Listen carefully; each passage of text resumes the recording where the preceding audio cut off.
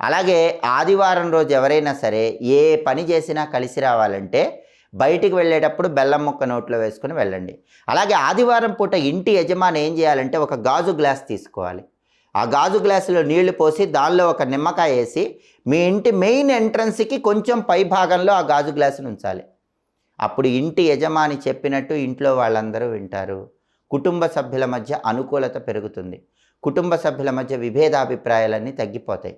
అలాగే ఆదివారం రోజు స్నానం చేసేటప్పుడు కూడా చిటికెడు కుంకుమ పువ్వు నీళ్ళల్లో కలుపుకొని 5 నిమిషాల తర్వాత స్నానం చేయండి. ఎర్రటి పుష్పాలు కొన్ని నీళ్ళల్లో కలుపుకొని 5 నిమిషాల తర్వాత స్నానం చేయండి.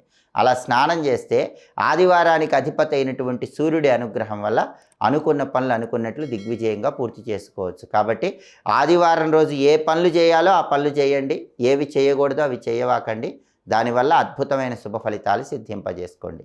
సర్వే జనాః సుఖినో భవంతు.